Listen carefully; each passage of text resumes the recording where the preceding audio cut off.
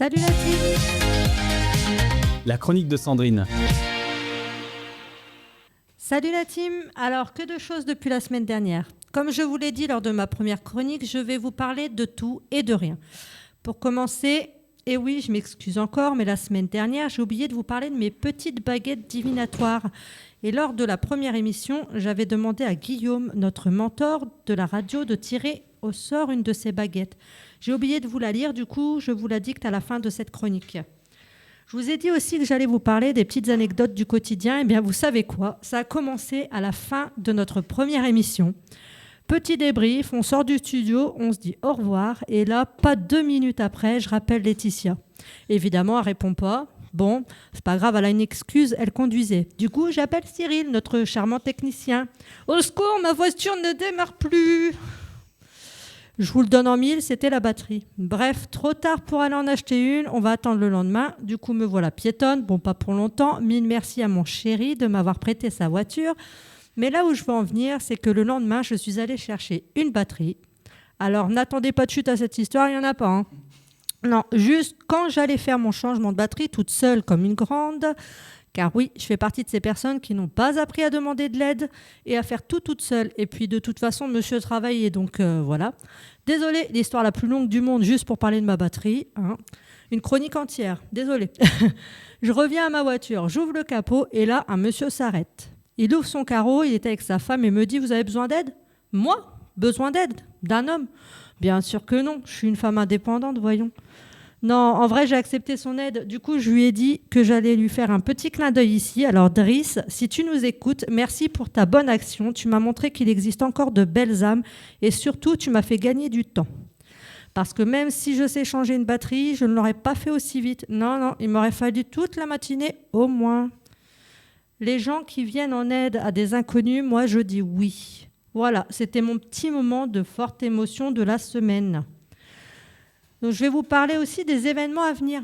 Donc, demain, c'est le 11 novembre. Et comme chaque année, il y a des cérémonies de l'armistice.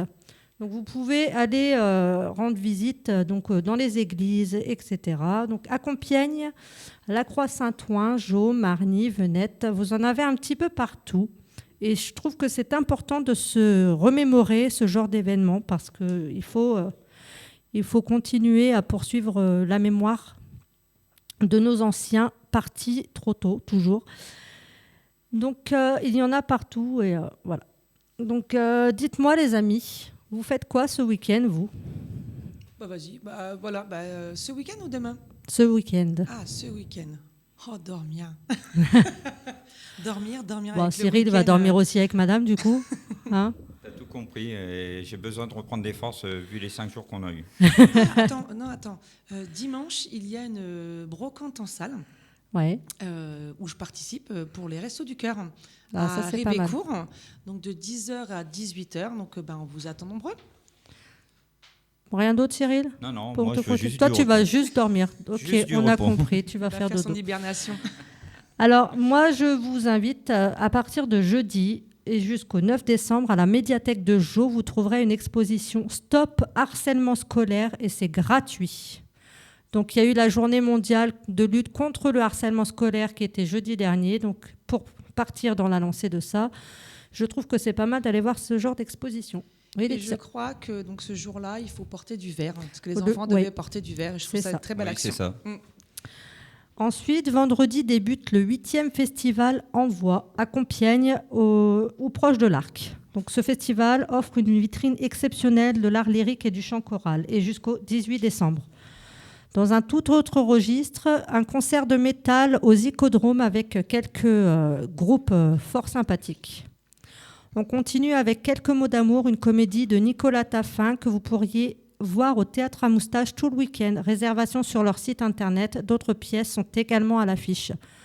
Et enfin, ce week-end, il y a l'événement Fou d'Histoire au Tigre de Marny-les-Compiègnes, célèbre festival du spectacle historique et marché de l'histoire avec plus de 200 exposants de plus de 15 nationalités différentes. Maintenant, je vais finir avec ma petite baguette que je vous ai parlé en début de chronique. Alors, elles sont numérotées et c'était la 61. Moi, je vois là un signe car c'est l'année de naissance de ma maman.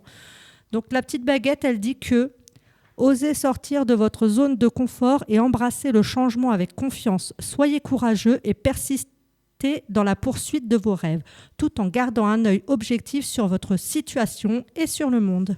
Je vous laisse méditer là-dessus. En attendant, c'était Sandrine. Merci de m'avoir écouté et n'oubliez pas, gardez le smile.